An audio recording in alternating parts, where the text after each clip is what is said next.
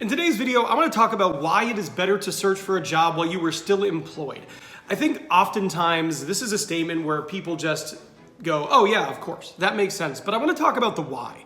I find that there are two main reasons. One that everybody knows, but a second one that people don't think about as much, and it's equally important. In today's video, we're going to cover both of those. Let's go. So what's that first one? It's that if you are unemployed, it is for a reason. So if you are a candidate, they're going to look, oh, is Ben employed? Is Ben not employed? If you're not employed, they're going to go, oh, is Ben not employable?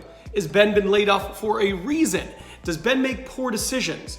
No matter what you say, that is going to be part of their thinking. The annoying thing is that could not be the case. For one, great people get laid off all the time. Great people quit bad jobs all the time. There is a ton of reasons why somebody who is very employable and very good at what they do doesn't have a job, but the reality is that's not always the perception. You might even be the type of person who goes, you know what? I was working 70 hours a week. There was no way I could properly focus on a new job while being employed, so I decided to give my 2 weeks notice. I have now left, and I am focusing 100% on my job search. And that could be the absolute truth. The reality is, though, recruiters, hiring managers, HR people might still look at that, and a portion of them will go, yeah, I don't think that's the case. So for reason one, it is much easier to get a job when you already have a job just based on the perception of the people who will be interviewing you. So probably most of you are going, yeah, Ben, we get that. That's the one we know. So what's the other one? The other one is there is a variety of things you do as a candidate that are much more effective if you can operate from a position of power. So we're going to talk about that a little bit more in depth right now. Now, the two main ways that I think it hurts you to interview as an unemployed candidate as opposed to an employed candidate, if you have the ability, if you don't have the ability, then I get that.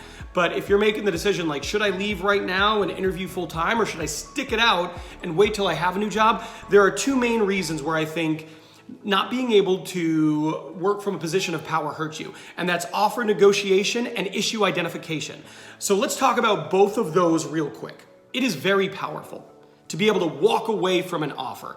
If you get an offer you don't want, but you're unemployed, but you're like, oh man, I really need a job, you might not have the same leverage as somebody who they know is employed. And you might be willing to walk away. You might be like, oh yeah, I'm 100% willing to walk away. They probably don't think you are, but also the reality is most of the time you don't have that luxury. When you're employed, you have the luxury to say, you know what?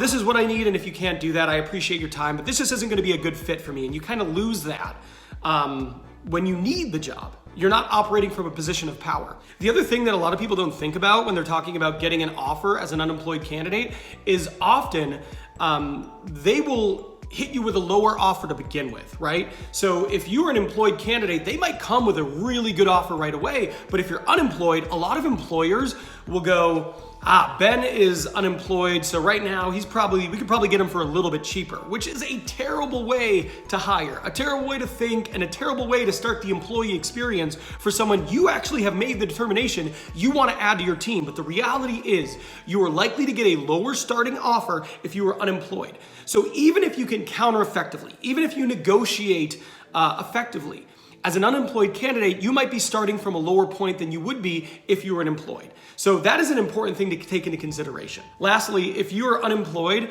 and you get that offer, whether it's lower to begin with or it's good to begin with, but it's not quite there and you want to counter, employers will probably be a little bit less receptive to actual counter offers from you or counters if they think you're just going to be willing to accept their offer. If they go, you know what, Ben doesn't have a lot of options, he's unemployed, he sent this counter offer, but I don't think we need to do it. I think Ben will accept the offer and he's just trying to get a little bit more. Ben's unemployed, I think he'll accept it. That is the reality. So for the second reason, besides your ability, you can't walk away, they might hit you with a lower offer to begin with, but countering won't be as effective because they think you're probably posturing and you're still going to be willing to accept their lower offer.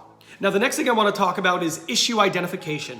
What does that mean? Some of you heard that about a minute or two ago and you're probably like, what are you talking about, Ben?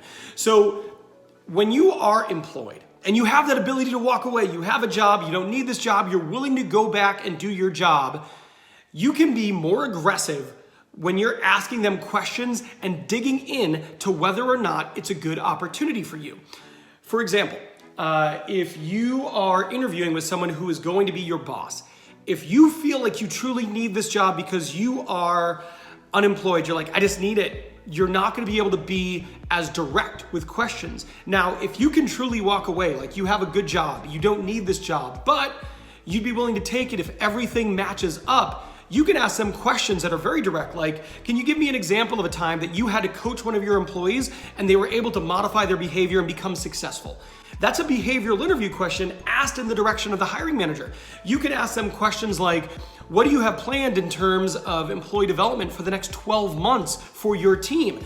That is a pretty aggressive question, right? That's a question where maybe if you're like, man, I don't want to offend them because I really need this offer, you wouldn't be as willing to ask. So you can ask questions that are a little bit more aggressive. You can dig in with the recruiter, with the HR, with the hiring manager, with the team if you're doing a panel interview to make sure you truly get as much information as possible, and you might not be as comfortable doing that if you were unemployed. I think one of the biggest mistakes people make when they take a new job is they don't dig in. They don't ask all the questions because they're afraid of how it might come off, right? They're afraid like, oh man, I don't want to I might want to ask that question. They might think that's too aggressive. They might not like that. They might not be comfortable answering a question like this. But the reality is you spend a ton of time at work.